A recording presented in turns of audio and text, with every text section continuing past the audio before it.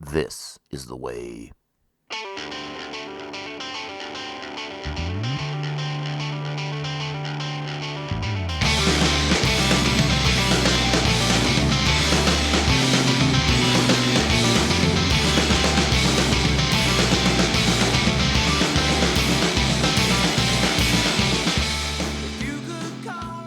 Oh, ho, ho, ho, ho. Greetings, Bucketheads. Mavar Tagar. Welcome to our 262nd Disappointingly Dead Wookiee episode of Mandovision. I'm your host, Nargai Tom, and thank you so much for checking out this small, independent Star Wars podcast as we continue our Mandovision After Dark review series for the Acolyte. Reach out to us on the socials. We're at Mando_Vision on Twitter and Instagram. Email the show, mandovisiontom@gmail.com. Be sure to like, subscribe, follow, and share the show with all the Mandalorians in your covert. Yes, you heard it correctly, friends. We are back for another Mandovision After Dark based review of the 4th episode of Star Wars The Acolyte. And friends, let's kind of summarize before we kind of dive into the episode in particular. I think we're off to this week kind of got the show a little bit back on track. I'm glad we are back in like the main narrative of the story. I thought last week we pumped the brakes pretty hard on what we set up in the first 2 episodes by having a full blown flashback episode for the entire episode. I felt like narratively that put the brakes on the show. So I like that we're back in the main lane, if you will, for the story, for its narrative, and it kind of picks up where we ended with episode 2. We're going to Kofar. We're tracking down Kelnacca, and by and large, I enjoyed enough about this episode to kind of get re-engaged in the show. After last week's kind of getting yanked out of it with that flashback. So in terms of the overall story, I'm back involved. I'm back invested in what they're trying to tell here. But this episode is not without some stumbles. It is not without a few quirks in the storytelling, in its narrative, and we'll talk a little bit about that. But I think by and large, broad strokes for the series. We're kind of back on track with this episode. Again, I think there are some stumbles. I think there are a few missteps. These are my opinions. And I want you to keep that in mind. This podcast is not here to sway you to my way of thinking.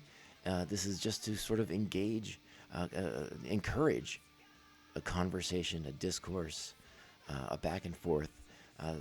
Amongst us as fans and fans who are calm and rational and can have these conversations and not get mad at each other. So hear me out, hear what I have to say to you about this episode, and then let's have that dialogue. You know where to find me on the socials, you know where to find me on email. Let's talk about the Acolyte. Let's go ahead and lay out our episode particulars for this week's episode. All right, let me do the whole thing. Let me get the voice going. Let me get this ramped up.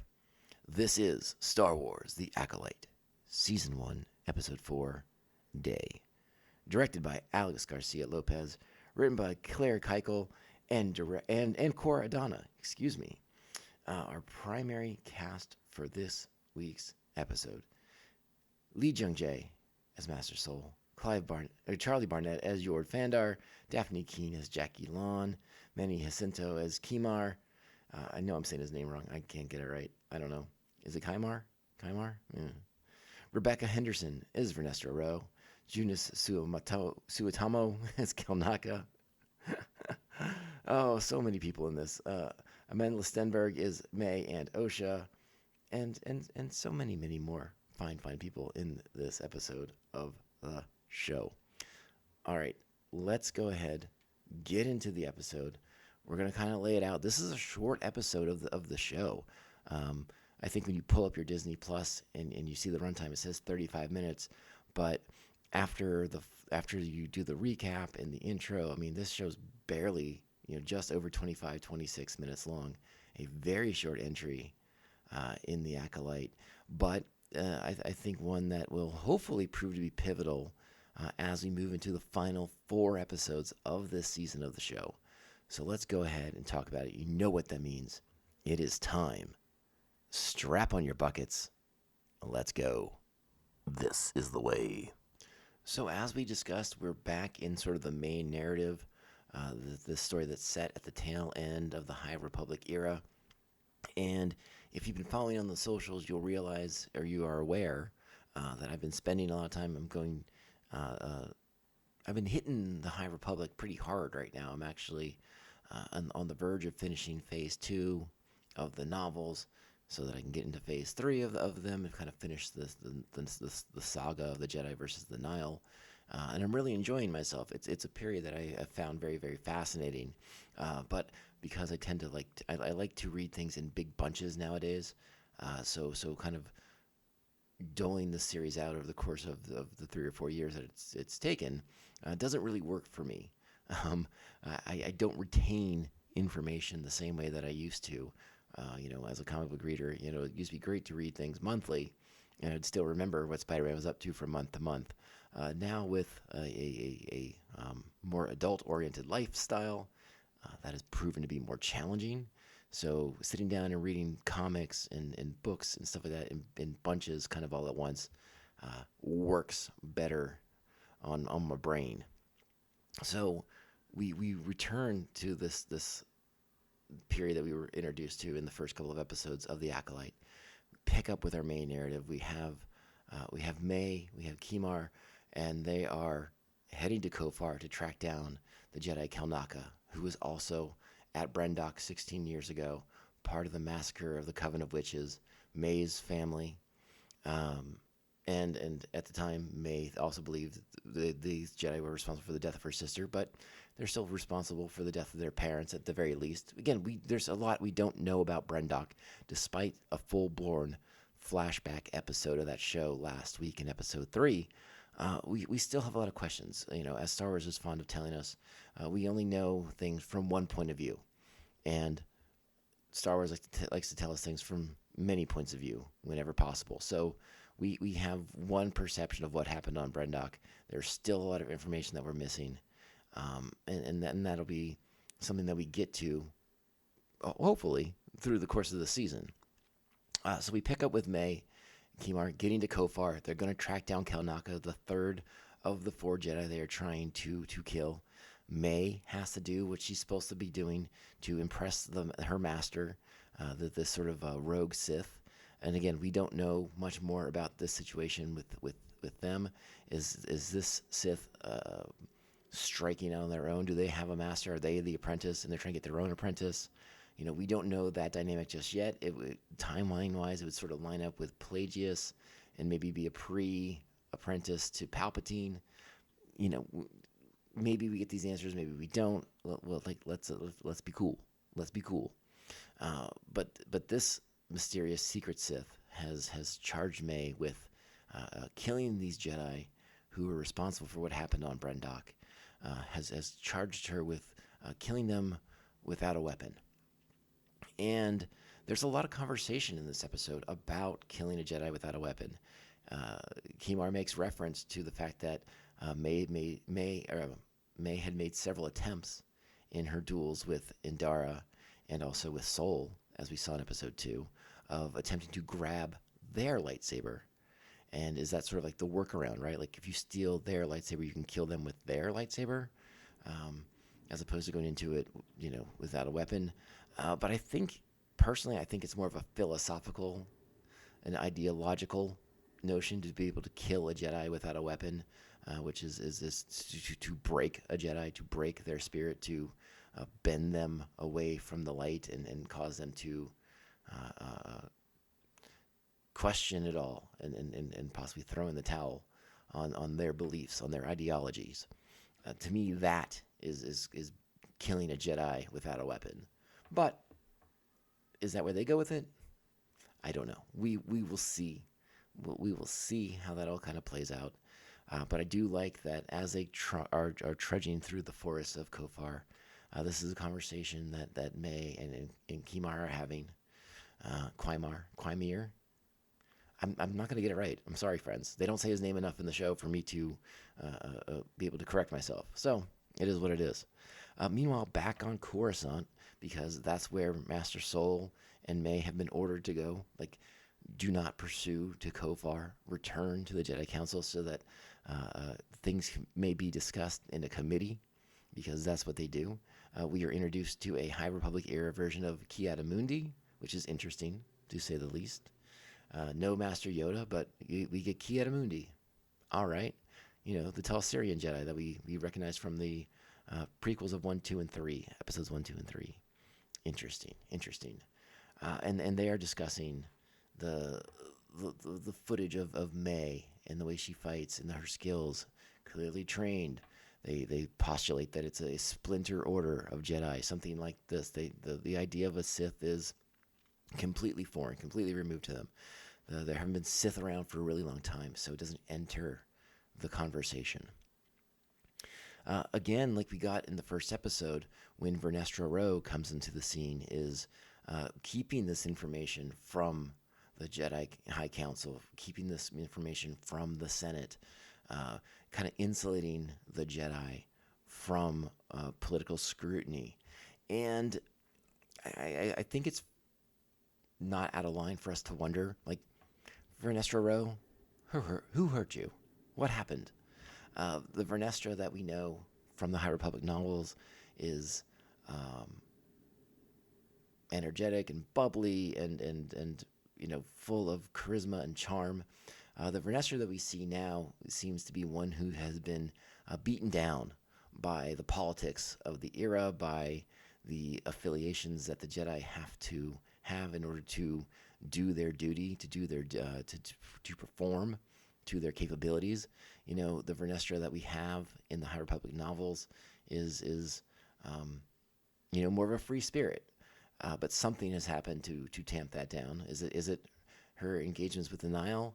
I don't think so. She's so young in those books that I would think it had to be something else. Some other event had to have weighed heavily on her mind to kind of change her in this regard, or is it just sort of like the burden of responsibility has just sort of broken her and broken her spirit in a sense, and made her be protective of the Order and protective of what it is the Jedi do.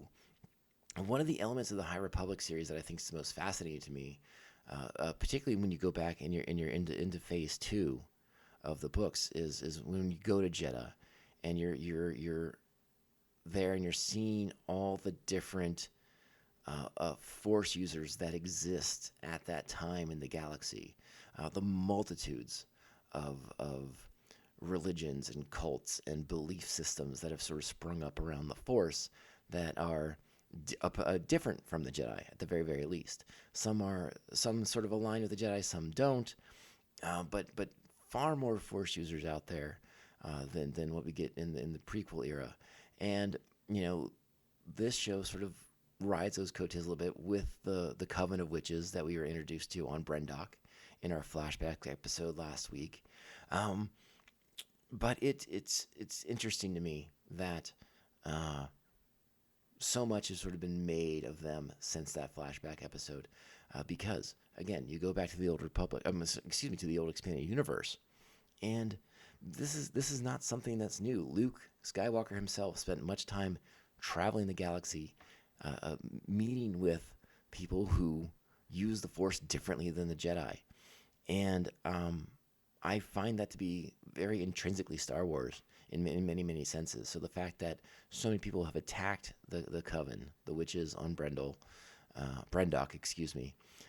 is annoying to me. I think it's silly. I think it's ridiculous. It tells me that you haven't paid attention to your Star Wars, because the idea of other Force users who are non-Jedi has always been there. And in this era of the High Republic, it's much more prevalent. It's much more interesting, too, to think about it in the sense that, again, what we know of the Sith that is quote-unquote canon is a lot of blank spaces. We know Darth Bane, his apprentice. We know Pelagius. We know Sidious. And then everything else in the middle there It's a blank slate. So the idea that potentially Darth Plagueis was pruning the multitudes of Force users out there prior to even engaging with the Jedi is a very interesting idea to me. Now, again, I'm sort of inferring, I'm sort of taking some liberties here, but in this era of the High Republic, it is now known, it is out there, there were multitudes of Force users in existence. So why wouldn't the Sith take an interest in reducing that number of people who could oppose them? I find that interesting to me. Is that where they're going to go in the story? I don't know yet, but we get a hint of that with this coven from last week's episode. All right, now let's kind of get back on track here with the episode in particular. It's interesting to me that May is just going to walk away. She finds out her sister's alive, but is going to wash her hands of the situation. She's like, I cleared my name. I'm good. I'm going to go back to my mechanic job or whatever, and just be a fancy astromech droid. And that's a strange choice to me. Again, this is one of these sort of decisions in this is one of those we'll just go with decisions. One of those sort of stumbles, I think, narratively speaking, that doesn't make sense to me. That May would just walk away, that Osha would just walk away and be like, yeah, May's the Jedi problem now. I'm happy to know that she's alive, and I'll leave it in your hands. That feels not Star Wars to me. So the fact that she has to kind of be talked into going on this mission by Saul is it feels a little forced, and I didn't really care for it. I think it's something that Osha sort of chosen to pursue without having to be invited. It's interesting that she doesn't, that Soul, let's just say this. It's interesting that it seems like Osha wanted Soul to invite her back into the fold of the Jedi, but clearly that was not in the cards. So she's a little disappointed. Gets that weird civilian robe to wear. That's interesting too. But what's also interesting is sort of like this like task force of Jedi, right? I'm not 100% clear what their objective is. The group's sort of put together to track down May, but like, what's their actual objective? It seems like some of the dialogue with that Soul and Vernestra have is about neutralizing May and kind of taking her off the board there. But it sounds like Soul wants May to go with him on this mission so that they can save May. And again, that's something we've talked about. That's very Star Wars, redemption, blah blah blah. There's Soul still senses good in her. When May found out that Osha was alive, he could sense the light in her. So like again, we want to break away from the evil twin narrative because I have had several conversations with people who are one half of a twin, and they hate this story. They hate it so much. They have grown up their entire lives hearing evil twin jokes and evil twin stories and having to deal with this for their entire lives. So they want this evil twin thing to go away. And I think when I first started watching the show, I never really considered that. It's just sort of like a narrative that I am just well versed in and just familiar with. I didn't really realize how hot button it is to people who are actually twins. So now keeping that in my mind, maybe this will help them a little bit because we're kind of backing away from like, oh, May's totally evil now. But we will wait and see on that, right? So as was the case in the first two episodes of the show, there's a lot of really interesting character moments, and most of them revolve around Amandla Stenberg's acting mostly, whether it's her as May or her as Osha. There's very interesting scenes that she's in and very interesting exchanges she has. In this episode, she has a great exchange with Jecki before she's going to leave Coruscant. There's another moment between her and Yord on Kofar that I think is very, very interesting. And of course, the stuff between her and Soul has been very, very good throughout the episodes that we've had with them in there together. So, like I said, it's like I think there are moments of where the story kind of stumbles, where it sort of trips over itself a little bit, like a Sith wearing too long of a cloak, But there's a lot of good character stuff here that's going to keep me coming back for the duration of the show, and I really hope they're able to kind of get some of these clumsier moments ironed out and figured out because again, some of the dialogue between these characters I think is fascinating. Like I'd love to know more um, about Yord and Osha's history. Osha seems to have so little respect for Yord as a Jedi Knight. She never calls him a Jedi. She just calls him Yord. It sort of mocks him. Jackie is much the same way with Yord. So is it just because Yord is so self-serious? Um, again, there's sort of a lot there. There's a lot of great character stuff in here, and that translates also to May's side of it because this episode with her and Keimer, I don't know. Good stuff there between those two characters. So again, there's a lot of aspects of this that I'm really enjoying. I just kind of wish they'd get out of their way a little bit. I enjoyed the introduction of our new character Basil in this episode, the Tracker. Thought he was a lot of fun, or they were a lot of fun, and uh, you know, there's a piece of dialogue between Osha and Soul, where Soul's talking about how it's going to be time for Osha to confront her past, and once they have May, that they'll go on the ship and he'll explain it to both of them, and then to me that's like, okay, Soul's gonna lay it all out there what actually happened on Brendok 16 years ago that kind of set all these events into motion. But it's one of those things where maybe Soul needs to start putting things out on Front Street right now because by the end of this episode, that conversation that he's planning on having with the two twins on the spaceship on the way back to Coruscant seems like it's pretty far removed from actually happening. So, what are you going to do? And that gets me to the big disappointment of the episode, right? We've been building to this since the second episode, so it's been 2 weeks or so. We've been teased on Kelnacca, this a full-grown Jedi Knight, Master Jedi Knight Wookiee. This is no Gunji in animation. This is a full-grown Wookiee man with a lightsaber and a partially shaved head and something going on with him that's caused him to go out into Kofar and to become like a hermit out there.